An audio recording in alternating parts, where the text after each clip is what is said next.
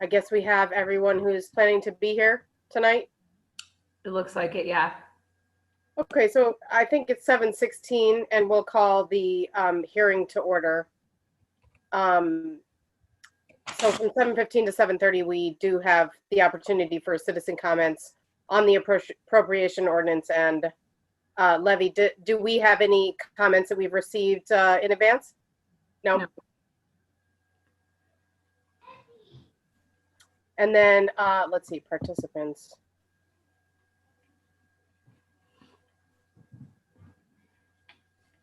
Oh, right. I thought Lois was here, but that's you, Brian. Says Lois Rosinski. That's me. Yeah, that's me. I'm going to change your name, Brian. Could you guys hear me? Yeah. Yes. Okay. Yeah, so there's nobody present at the moment, it looks like, who isn't on the screen. So I think what we've done in the past, and I talked to Brian about this earlier today, is that if nobody is here, we won't necessarily sit for 15 minutes. I think you said we should ask Charlie, though. Is Charlie coming? He's supposed to. You know what? He probably is going to tune in at 7:30 is my guess. I haven't talked to him in a couple of weeks. So Brian, can you remind me then, like what we've done in the past, if there's no citizen comment, the procedure for moving ahead with the meeting? Well, in the past, we've just kind of waited. We might have discussed something, but there's no motions made or anything else. And we have to come back to that area of discussion later on in the agenda. But we usually wait and don't discuss much of anything of super substance.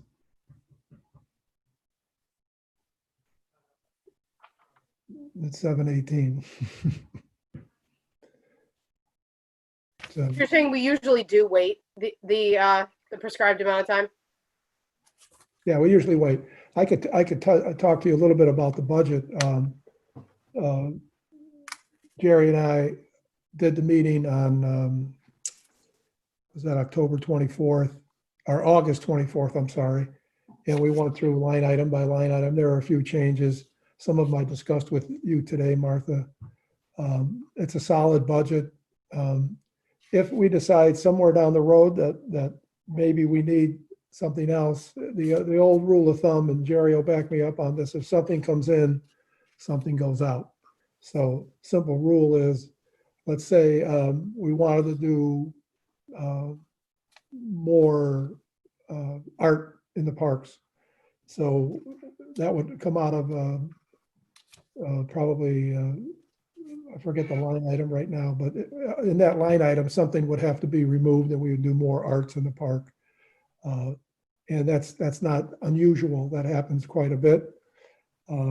If we wanted to do something major, then you know, you guys would make motions and discuss that. And there's been questions about instead of Reba doing some skate stuff, but that's all for discussion later today and in the future. So again, the basic rule of thumb, if something new comes in the recreation area, something in that budget line item has to be removed. Like today we had the minor discussion about maybe doing something different and eliminating the bike racks for this year. That's easy. So what I think you want to do later is pass this budget as it is, and otherwise you're going to spend some more money with Charlie redoing it, printing it back up, and you know, $500 here, $600 there, and legal fees. But this budget here is one that I think everybody agreed on in that meeting. That was solid, and we can make minor changes as we go through the year. Again, a basic rule is something comes in, something changes, something won't happen in that line item. And the basic line item I'm talking about is, for instance, let's see, where am I? That would be capital improvements on the recreation side. I don't have it right in front of me now, but at any rate, it would, you know, simple things.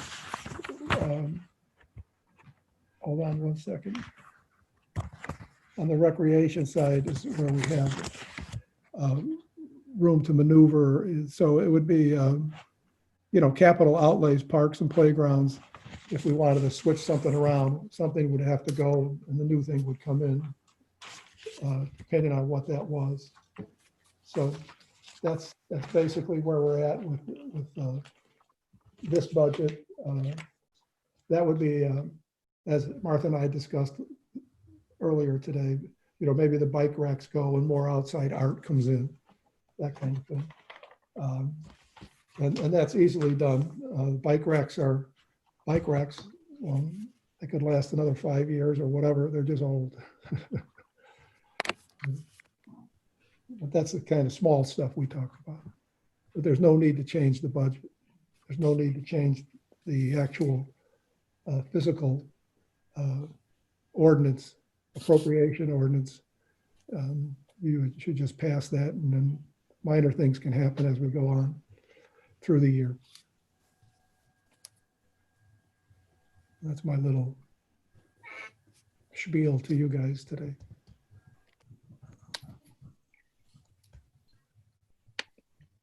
$7:22. Anybody have anything interesting to talk about?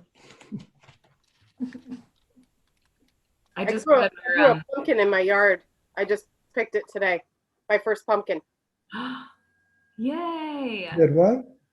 I grew a pumpkin. Wow. I had a friend give me some seedlings that accidentally grew from a rotten pumpkin that she had the year before. And she just had enough of them that she posted on Facebook. She was giving them away, and I had some space in my yard, so I said, I'll try it. And when I put them in the ground, they looked so sad. I didn't think they'd make it to the next day. And now they've taken over my yard. There's like 5 pumpkins growing that are about, well, I don't know if that even They're makes sense. hard to get rid of, but it's fun. I mean, next year they'll come back. You don't have to do anything.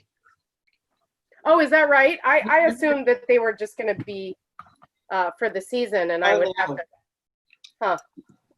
You'll have them until you dig them up. Well, it's been fun, but they're kind of killing my lawn. They grew out of the bed that they were supposed to be in. I just had no idea what I was doing. I didn't know how big they would get. Did you ever see Little Shop of Horrors? No, I don't think so. I know what it is, but I don't think I've seen it. You should see it. They're going to start singing to you.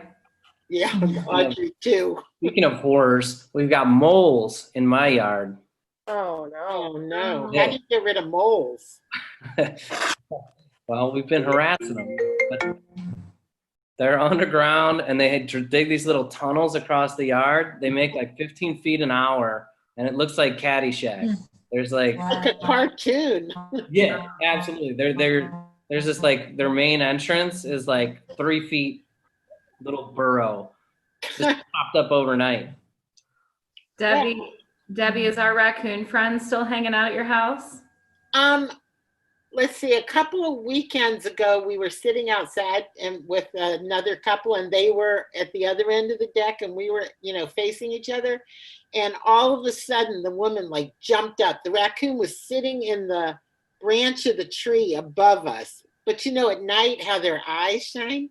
Yeah. It freaked her out. But I haven't seen him since. It's the Ridgeville raccoon. It's our I know. mascot. I know. Our raccoon, Rocky. Hey, I just remembered something else to fill you guys in on. We're going to pass this appropriation ordinance tonight. You're going to have to do a roll call vote. And then Martha, you're going to have to sign it sometime tomorrow. I can have Ruben run it over to your house, whatever works for you. And then we have to get it to Charles, and he needs to file it with the county. So I can now file electronically, cross my fingers, so I can use a scanned copy will be fine. Okay. Oh, Good. great. When did you get here? I don't know. I just snuck. So Martha would still need to sign it. We do a roll call vote, and then we can scan it and send it to you. It has Right. to be Do I have to- notarized too, doesn't it? It has to be notarized as well. Yeah, that would be Natalie. Yeah, By Natalie. we have access to Natalie. And I have to physically sign? I can't digitally sign? Yeah. I think we should physically sign. Okay. I can come over there at some point during a break between our Zooms for school tomorrow. So probably in the 10 a.m. hour, I think, if that's okay. Be perfect. So Okay. you could probably digitally sign, but I don't want to be the test case. That's fine. I'll come in and I'll sign.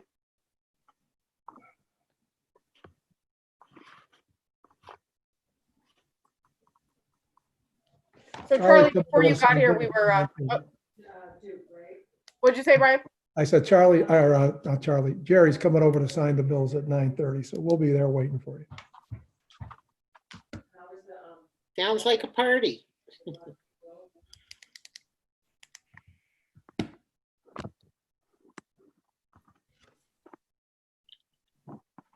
Oh, I want to tell you, I entered the Citizens Police Academy. Wow, good for you. I get a jacket and everything. It's actually really interesting.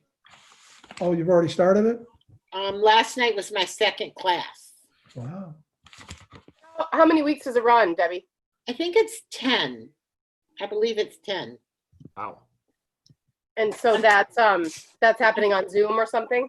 Yeah, yeah. But I get to do not a drive-by, a drive with. Is that on Zoom too? What? Is the drive with on Zoom? No, no.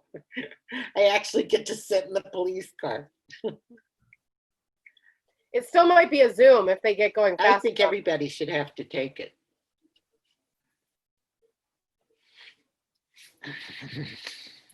Oh, Debbie, I think you're frozen. David?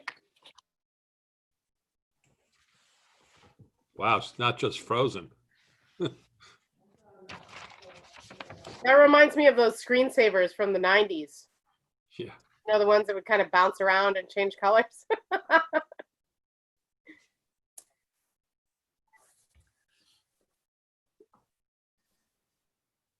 I've got 728. What do you guys have? 7:28. Okay.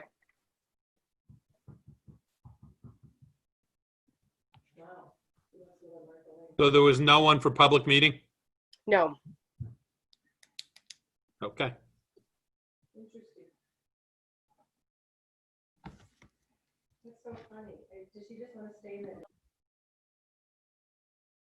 Although I did have trouble getting on, so it's possible other people did too. I saw the email. Yeah. I keep getting bounced out of the room. I've like gone in and out like 4 or 5 times already. Huh. Natalie, how did you know that people were having trouble? They let you know that they weren't getting in? Pat text me. Okay.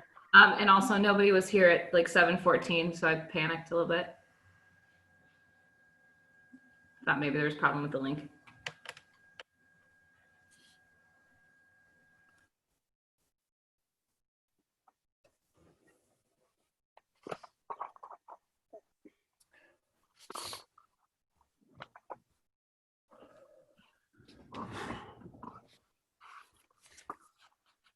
I'll make a motion to adjourn the public hearing.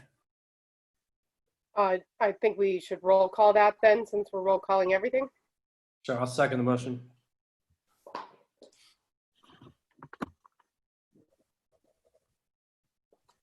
right, give me 1 minute here.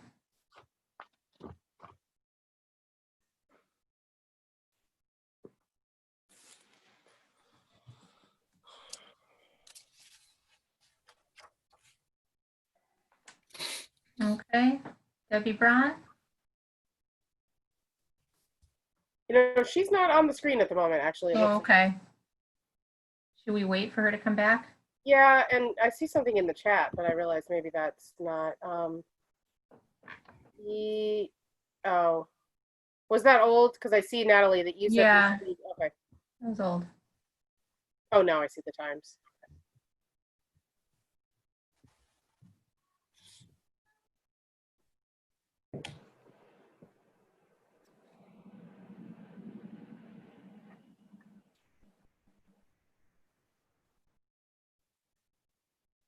So if we're having problems, I suggest we move the appropriations up and get Debbie's back. one thing we need to do today? Yeah, that's probably a good call. All the way up, you mean first thing Yeah, after citizen comment? Okay. Well, let's go ahead with the roll call now that Debbie's back, just on the adjournment of the public hearing portion. Sure. Debbie Braun? Now unmute yourself.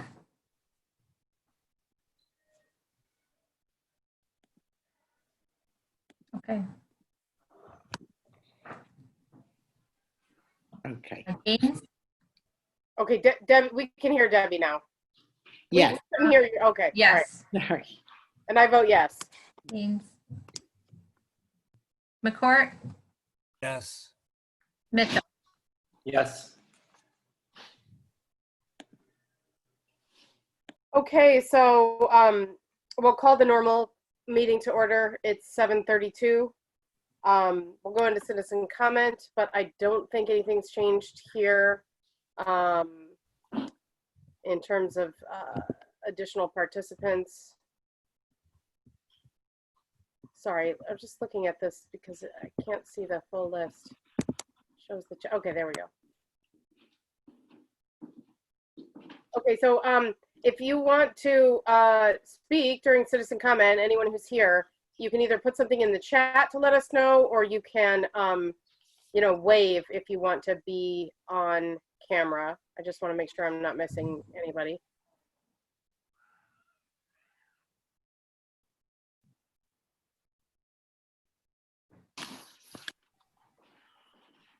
Okay, so I'm gonna call that then, and we'll move on. I'll make a motion that we move the where is it on the agenda here? 10. under old business C. Old business C, that's right. Discuss and approve the 2020-2021 appropriation ordinance. Moving that up, I move that we move that up the agenda in order to make sure that we deal with it in case we would have any technological difficulties. Second that, McCord. And we'll roll call, please, Julie. I can't. Yes. Okay, Braun, yes. Yes. Gaines? Yes. McCourt? McCourt? Oh, yes. Mhm. And Mitchell? Yes. Okay, so we will go ahead with that item, and I'll turn it over to Brian then for any additional discussion beyond what we heard earlier.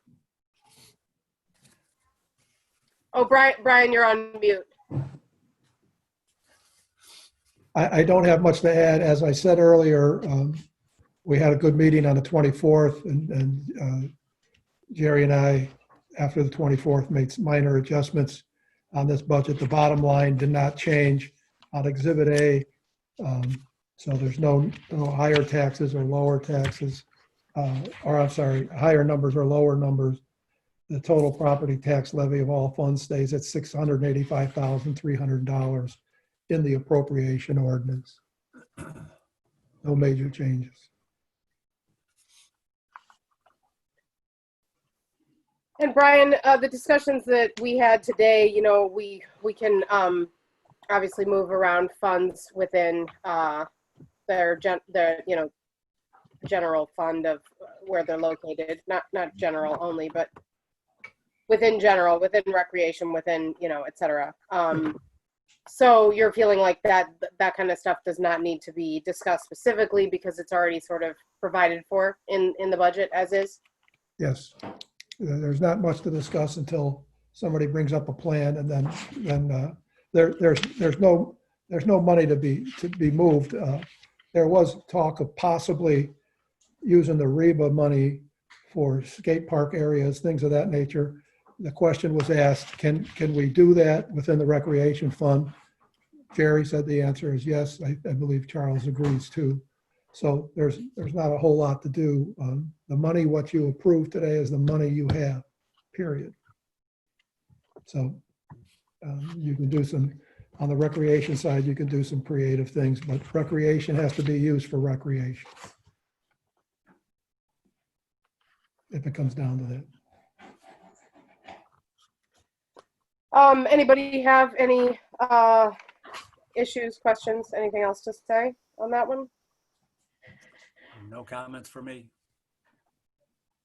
No. Nope. Okay, so we were at discuss and approve. We'll just move on to the approval part then. Does somebody want to make a motion to approve? Make The a 20 motion to approve the 2020, 2021 appropriation ordinance. Second the motion, Mitchell? McCord, by the way. And Julie, would you please roll call us? Yep. Braun, Yes. Gaines, Yes. McCourt, Yes. Mitchell. Yes. So Natalie,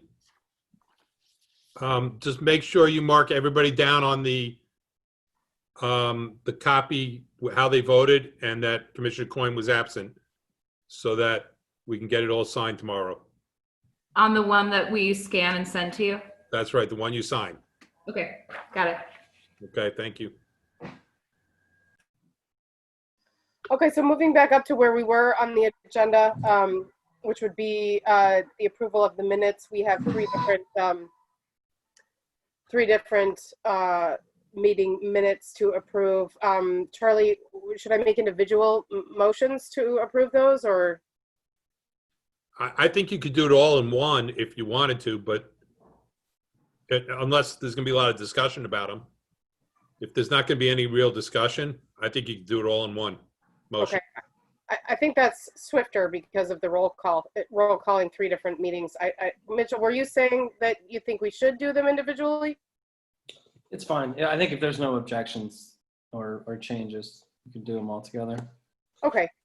I'll make the motion if you want. I'll make the motion that we approve the minutes from the meetings of August 11th, August 13th, and August 24, 2020. I'll second McCord. And Julie will Okay, roll. roll call vote. Braun, Yes. Gaines, Yes. McCourt, Yes. Mitchell. Yes. Okay, moving on to the approval of the bills. I'll turn it over to Brian. Okay, the bills for September 10th. I'll go over the unusuals. Megan Agnew is a refund. As we go further down, Devora Heitner is a refund. They're all COVID-related refunds. Home Depot's relatively high. We did a lot of things, getting the building ready and getting the parks ready for the fall. So it's mostly CA13 building expenses, basically. As we go down further, National Pen Corporation, we bought pens for the office for the year. Quill Corporation's rum for the printer, sanitizer, and toner. Jennifer Roberts is a refund. Russo Power Equipment, we bought a choke knob, air filter, cleaner, minor stuff. Sunrise Tree was we had a branch break on the big cottonwood at Elks, so they came out and took care of it. It was hanging, so we couldn't get to it. They came out and took care of it. That's basically the unusuals. I'll make a motion to approve the bills from September 10th, 2020. McCord, I'll second. Roll call vote. Braun, Yes. Gaines, Yes. McCourt, Yes. Mitchell. Yes. Moving on to the approval of petty cash expenditures, and I'll turn that over to Brian as well. Okay, there's nothing real unusual here. Two things to note. There's a Home Depot on there. That was a special order of paint, which we did on the debit card for the benches at 908 Seward Ridgeville Park. They're very bright, very nice looking. The crew did a nice job painting in a variety of colors. Steve Knight was a concert, one of our Wednesday concerts. Mail chips, emails over 2,000. Kelsey Mathis is another concert. and Zooms our meetings. So that's basically it. Small month. Okay, I'll make a motion to pass the petty cash bills in the amount of 91105. Mitchell seconds the motion. Okay, roll call vote. Braun, Yes. Gaines, Yes. McCourt, Yes. and Mitchell. Yes. Moving on to monthly reports, and we'll go to Brian's first. Hey, in the past month, we've hosted 3 groups at our park. Riva Church held a church singing session at Elks Park because they can't really meet inside. It's just a little too dangerous.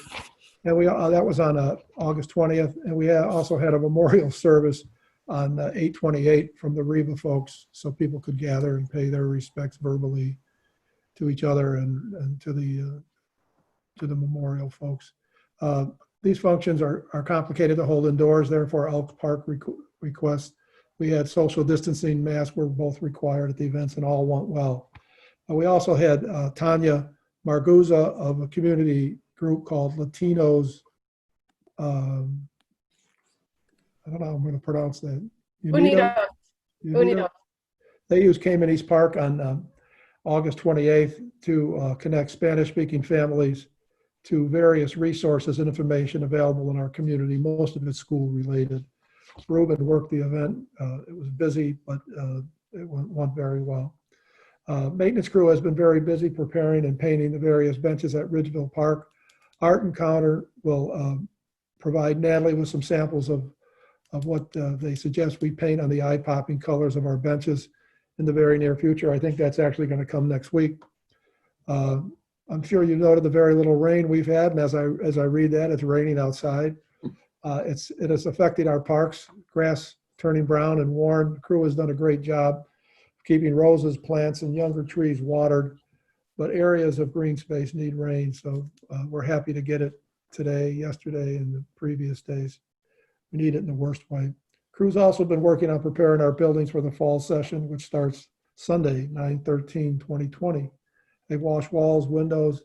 They've also finished office changes of furniture and lighting. Carpets were cleaned on 8/31 by Parker and Son, and they also painted the front hall, which is not in this report, and the bathroom on the first floor. The budget is revised in Carol's hands. We need to pass it. We just did. Special thanks to Jerry Gibbs and Natalie Salee for their input and hard work on this budget.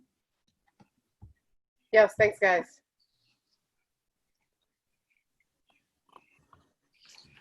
And thanks, Brian. So we'll move on to Jerry's report.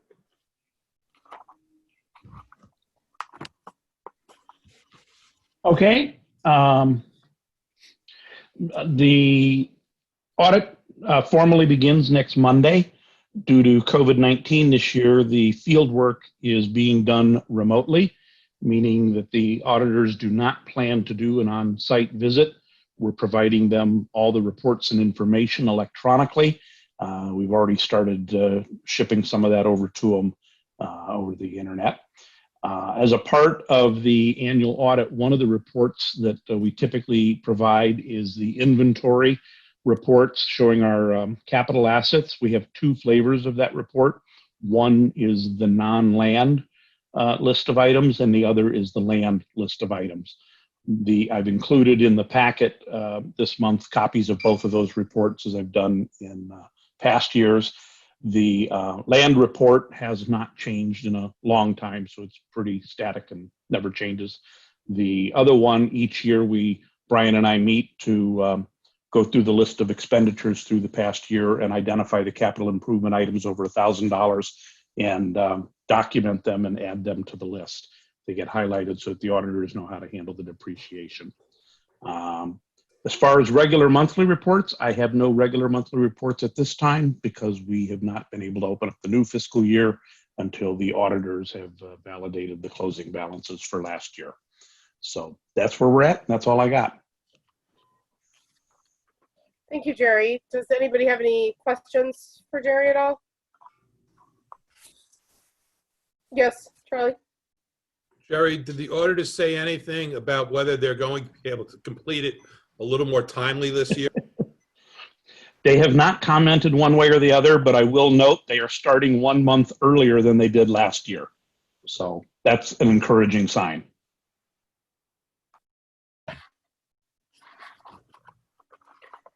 Okay, thanks again, Jerry. We will move on then to the report from Natalie.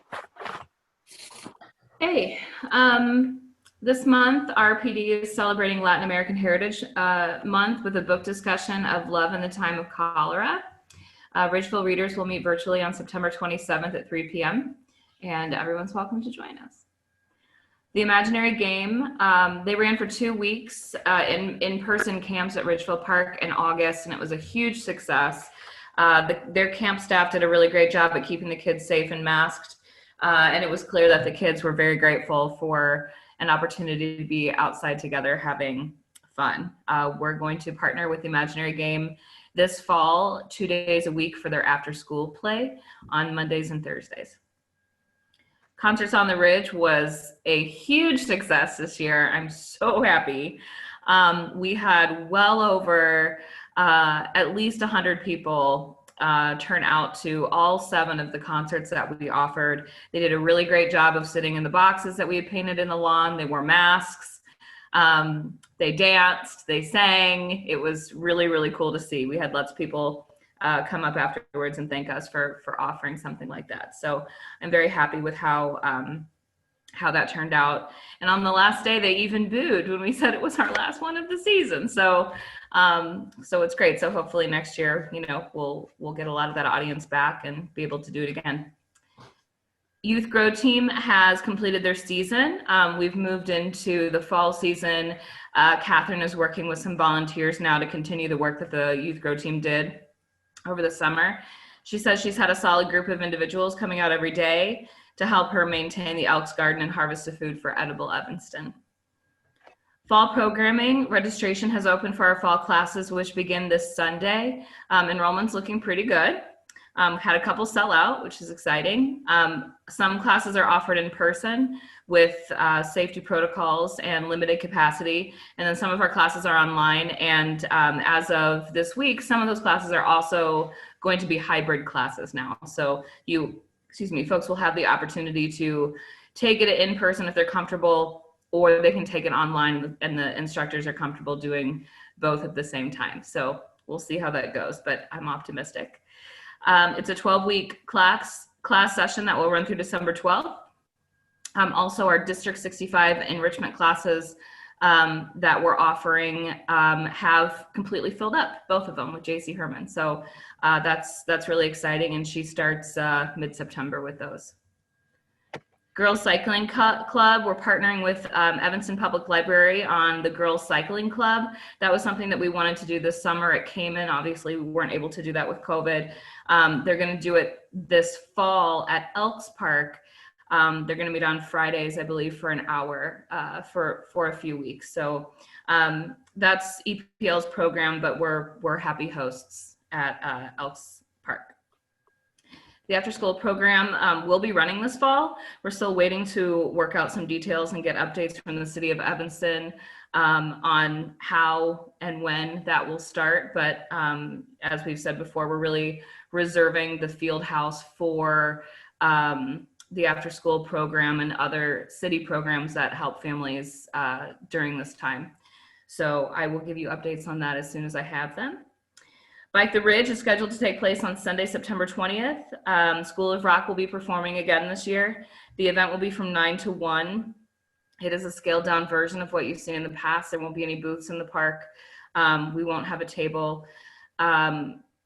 Since we had such great turnout for the concerts, I'm thinking that's likely what is going to happen again. So we might use, since we're going to have that extra space at Ridgeville, put some more boxes in the lawn. Because folks were really, really great at utilizing those. So keep them spread out so that they can enjoy the music. And I've been in communication with Mike Miro, who is planning that, and he'll give me more details as they come up. But right now, we will have food trucks. I believe they'll be spread out along Ridge like they typically are.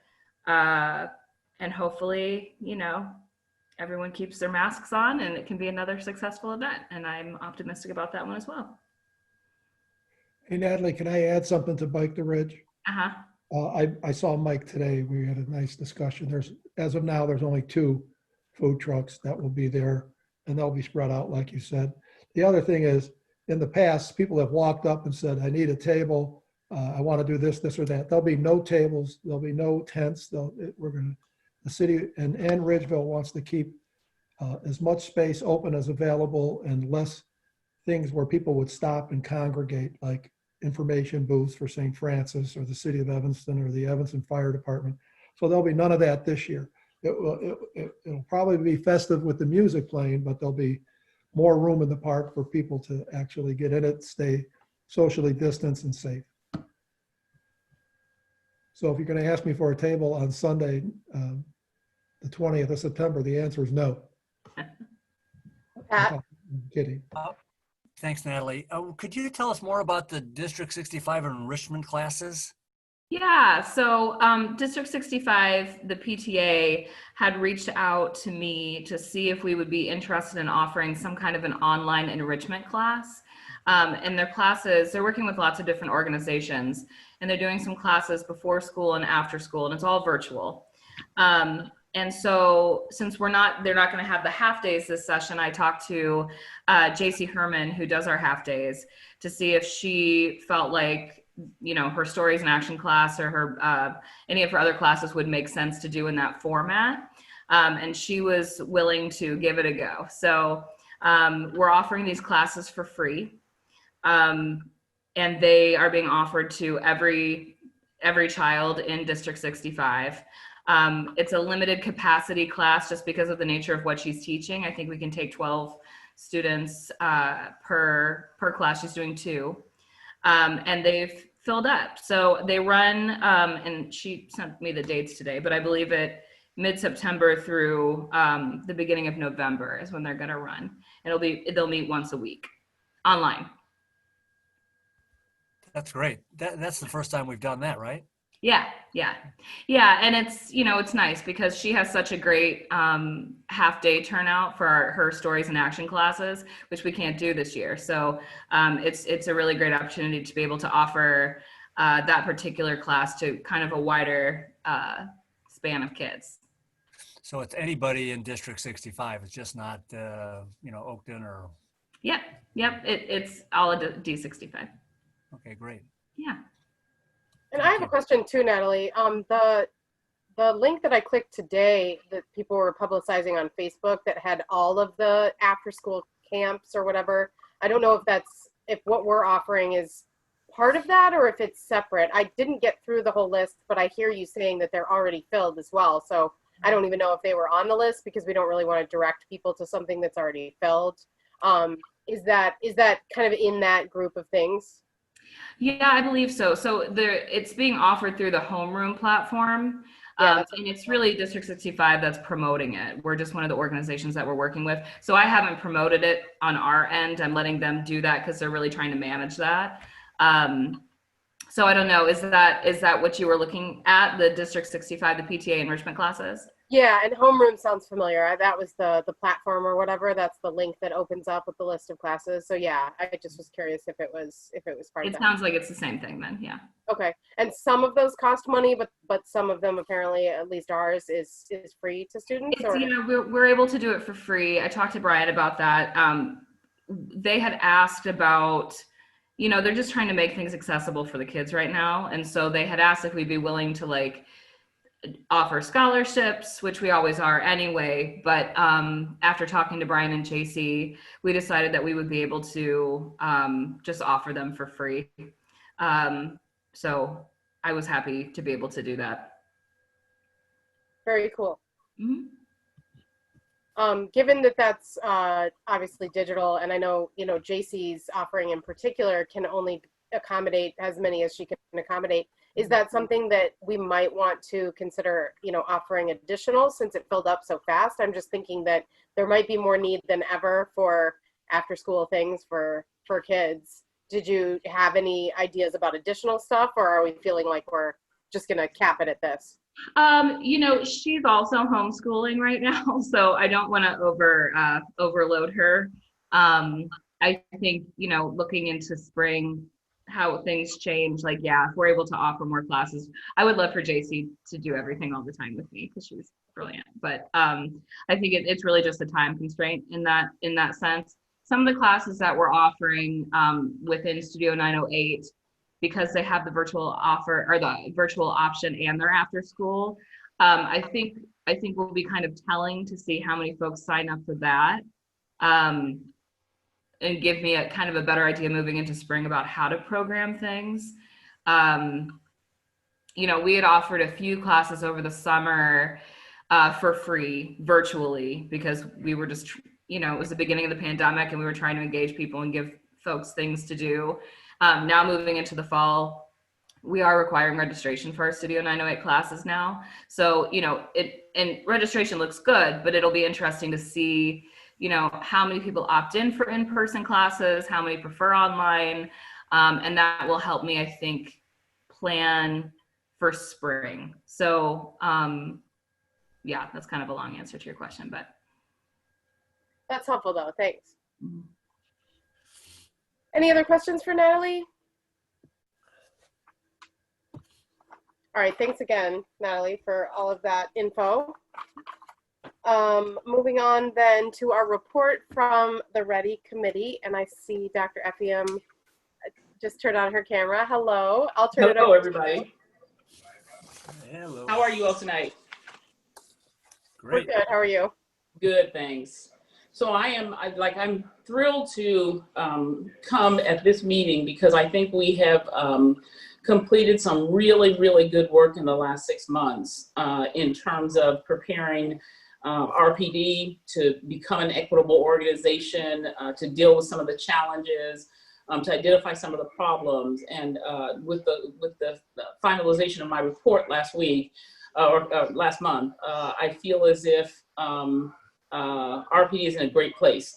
What you'll see this year upcoming is sort of a shift from the work with the board and that intense work with the board to two things.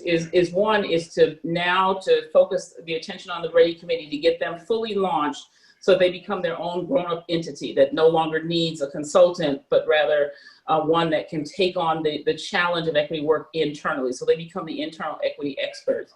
And that's twofold. So one is getting them ready, but the other part is now it's also time to focus on the community. What are the needs in the community that we can be addressing? How can we address those? Perhaps it's through training or programming. And certainly one of the things we want to do is relationship building through listening. And so those are the two sort of focus points for this upcoming season. And so the way that the READY Committee is going to attack that is, number one, they're going to take my report in its entirety and do a deep dive into it, look at the numbers, look at who spoke, where are they coming from, what were their points of view, who's missing from that conversation, what do the police reports tell us. So they'll take a deep dive into those and decide where they need further data collection and where they can move forward with some of the recommendations. And that will then become what is the equity plan, the recommended equity plan to the board for RPD is over the next year. And we'll do a short term, which will be a year, and a long term equity plan to sort through what needs to be attended to. In that, the whole goal of the READY Committee is to be an outward facing organization or part of the organization that is driven and led by the community, so that the community is speaking and the board gets to hear what their thoughts and what their recommendations are. And so with that, they have elected or nominated or appointed JC as the chair of that committee. So beginning next month, yes, with some hand-holding, JC, but she will begin to give the monthly reports to the organization. She will begin to lead those meetings and to set up those meetings so that it truly becomes a voice of the community and not a voice of the board. They're clear, and it needs to be very clear that this is a recommending body. They recommend to the board. They're based on information they have. They will make recommendations to the board. So everything absolutely comes through the board. And also, if the board has if someone comes to a meeting and wants to bring up a particular equity issue, you can refer that to the Ready Committee and they will do the legwork, the data collection to determine what is the best course of action. They then come back to the board and say, based on what we have done, what we have the people we have talked to and all of that, here is our recommendation. And the board determines for themselves whether they want to take that recommendation or not. In this process, part of taking this report apart and determining the next course of action, they will also create a recommended equity statement. In other words, what should RPD be saying to the community about where they're going and how they're going to get there?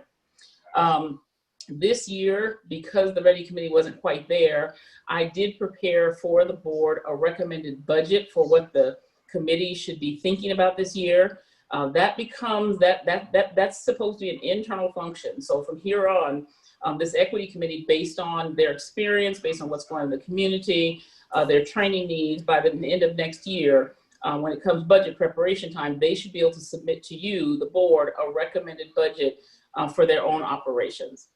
And then the final piece for them is they'll be establishing some guiding principles.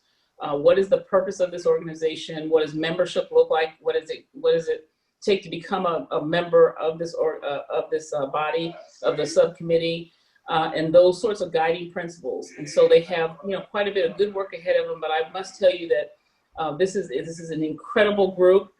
They're very excited and serious about this work of equity. And so I am thrilled just to, again, be a part of that and to see you all as an organization moving forward. So that is my report, unless there are any questions.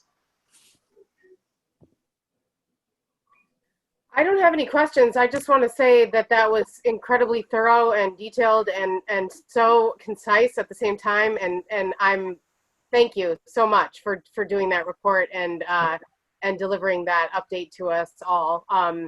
And I'm excited about jumping into all of that work with you, Dr. Effiam. It looked like Natalie did have a question or a comment. Yeah, I thought maybe, Charles, I don't know if you got the email that I had forwarded you from Elaine. I just wanted to know, maybe while we're in the meeting, if you had anything to say about that. Elaine, and all of us just want to make sure that we understand the Open Meetings Act rules with the Ready Committee meetings and make sure that we're following them. So when did you send that email? The other day. I can tell you. Hold on. It was a forward. Hold on. She had done some research.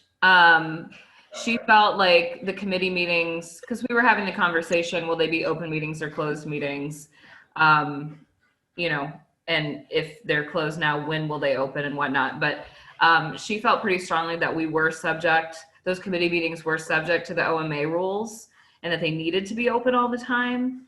And you had told us otherwise. So I just wanted to get some clarification from you. But so I would like to look at her email and see what she has to say. Okay. To understand it. Okay. I'll forward it again. They're currently closed. Correct? They're currently closed, Yes. Okay. I guess we can hear from Charlie later then, instead of dealing with it in this meeting.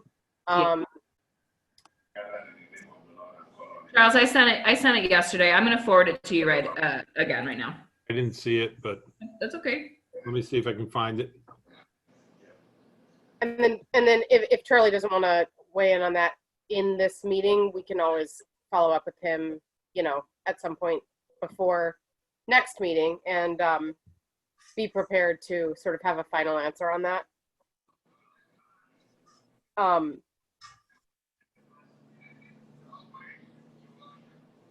So I think at the moment we'll move on then. So Dr. Effiam, thanks again, and thank you to everyone on the committee for all of that continued work. We're moving then to old business. Commissioner Mitchell and I spoke a little bit about the barbecue policy, and I believe we've decided to table that. Is that correct, Matt? Yes, please.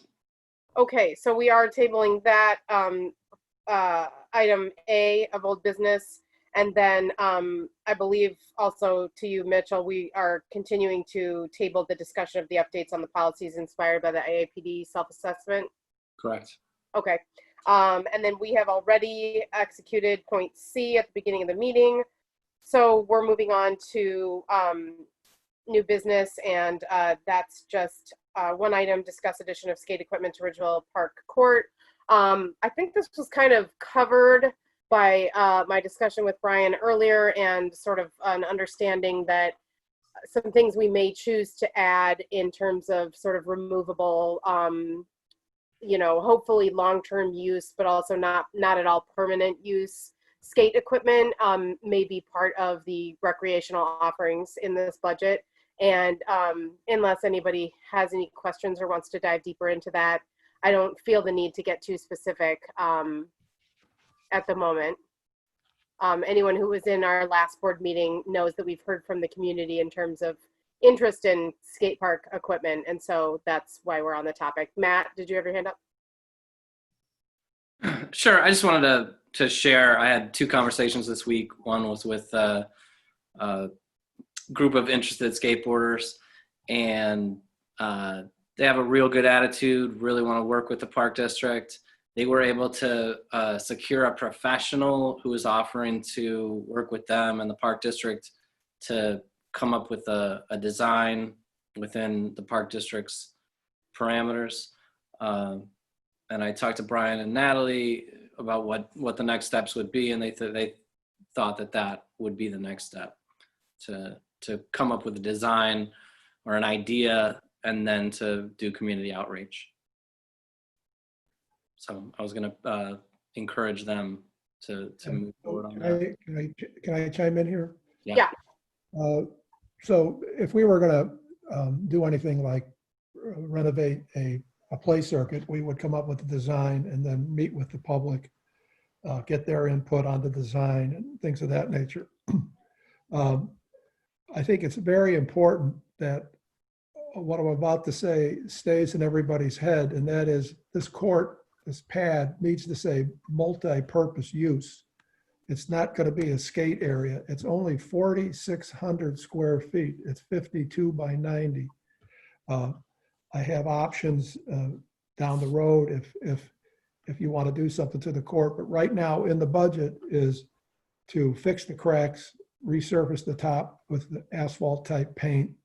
And then after that, my suggestion would be to look for portable equipment. And we found some, I mean, believe it or not, as of yesterday, no, today, yes. And I would thank Martha for that. There's some good looking stuff. Now, I'm not an expert on anything to do with skate equipment from your feet to the head to your toe. I know nothing about it. But there's stuff that's designed for outdoor use. I've observed the guys that are using the park now with their homemade stuff, they cover it up with a tarp at night. They take good care of it, so it's wooden equipment and it doesn't rot as fast. This stuff is not that expensive. It's not that heavy. It's not insurance approved yet because I haven't discussed anything with them. But, picking up 3 pieces or so of nice stuff, is one of the options down the road. And I would ask for somebody else's expertise if we got that far on what pieces to pick out. Again, I know nothing about the sport other than I've visited several skate parks, skate areas, and the kids have a blast from all ages, all the way up to young adults. Guys like me will not get on that court or on that area because something's going to break or something's going to pull. So, but the kids love it. Also, you should also remember that next spring, if we're still in phase 4, we are going to attempt to have camp. It'll be much reduced because we have to plan our camp on indoor space, because if weather changes, we only have X amount of space and kids need to be socially distanced and have masks on and do the right thing. If we're outside, it's easy. If we're inside, we're not going to have 40 kids in the community of main studio or the small studio. We just can't. There's not enough space. So we'll come up with those numbers in the near future, but our campers do use that court. 2 square, 4 square, hopscotch, parachute game, which I mentioned to Matt, we haven't played in years, but they love that court. They love those games. Also, parents, families. I drive by any day of the week, and sometimes I see a mom with a blanket and the kids are having lunch as they sit down. Little kids come on tricycles. Little kids come on rollerblades, four-wheelers, training wheels, the whole shot. So it's used for a variety of things. And then in the afternoon, generally speaking, the older kids kind of take over and have a good time with using the area for a skate area, skate park on the equipment they've made. So I just want, keep that in mind. It's only 4,600 square feet. The literature I've read that a beginner skate area or skate park should be a minimum 10,000 square feet. We don't even come close. So at any rate, it's going to have to, in my opinion, stay a multi-purpose area. And I think we can work those details out over time. Great. Thank you, Brian. I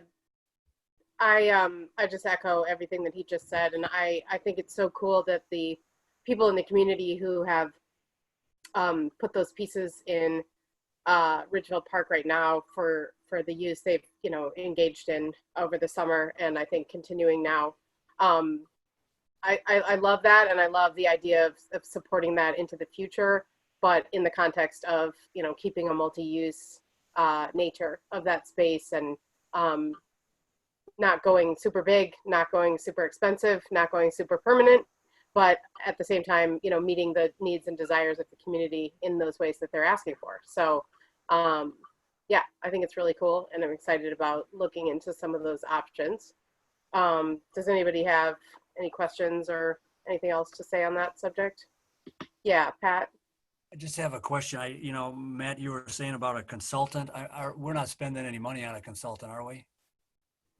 No, this was a professional that was offering to do it pro bono. Okay. But he made the offer to the group of skateboarders, and I, said that anything would have to go through the park district. Okay.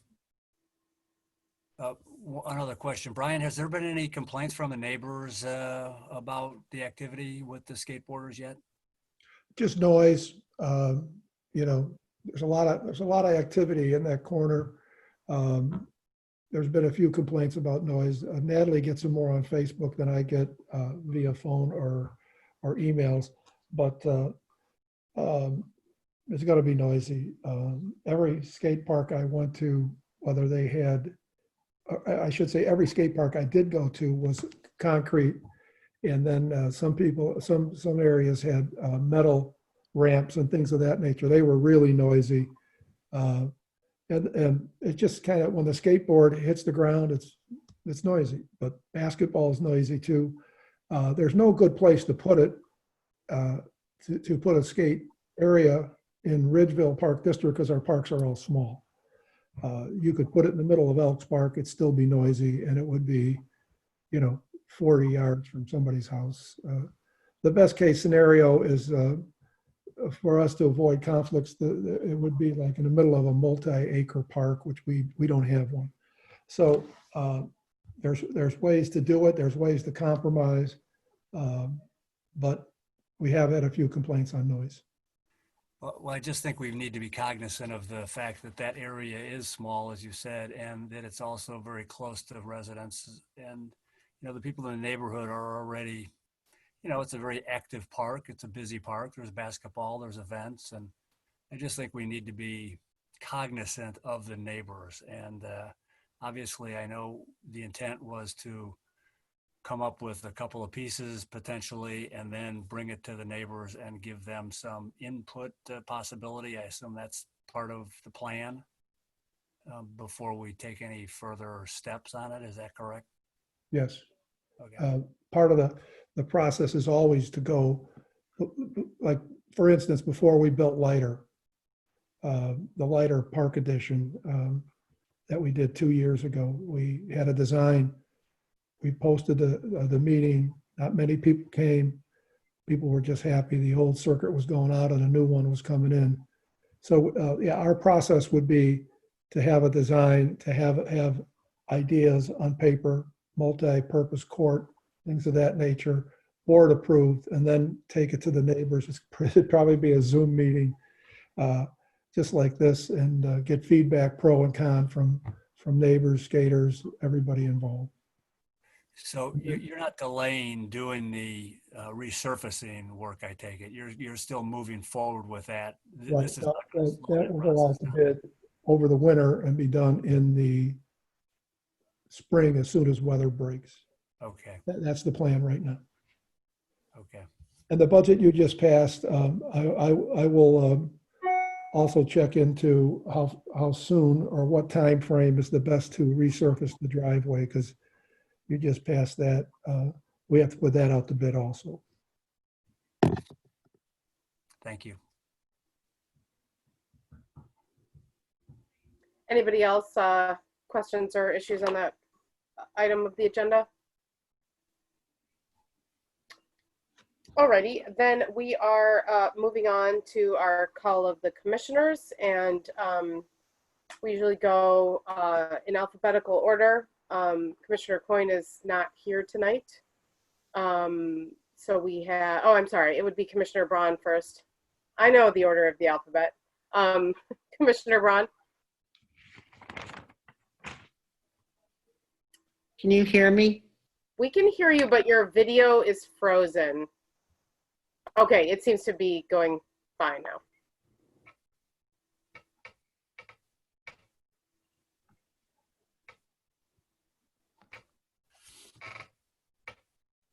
Debbie, if you can hear me, your screen went black and it looks like you're on mute as well.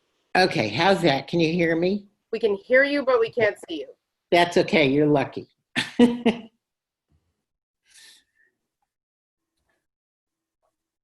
So nothing for me. Okay. Sorry. That's all right. So again, as I said, Commissioner Coyne is not here, so it would go to me. I'm going to pass as well. Commissioner McCourt, Nothing. Commissioner Mitchell. I wanted to say thank you to Natalie for the concerts on the Ridge. They really worked out great. People have said to me how much they enjoyed them, and our family enjoyed them. We're also looking forward to Bike the Ridge on September 20th. That's it. Okay. So we now have our second period of citizen comment. If anyone would like to speak, and I do see a couple people have joined us since the beginning. If you want to speak, you can enter that in the chat, or you can turn your camera on and kind of wave at us to let us know you'd like to speak. And I'll give it a minute here.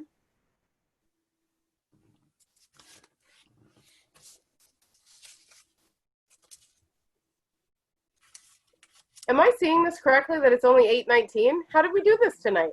I don't know, but it was really nice. We should do this more often. A Thank lot you, of work Mark. leading up to it, but then the meeting itself, I know. smooth and quick. Okay, it doesn't seem like there's any citizen comment action going on. I saw some flickering of the cameras there, but I think I will move to adjourn, I'll second it. and Julie will roll call us as usual. Braun, Yes? Gaines, Yes? McCourt, Yes. and Mitchell. Yes. Okay, good night, everyone. Good Thank you, night. Martha. Good night. See you all next month. Excellent. Yep.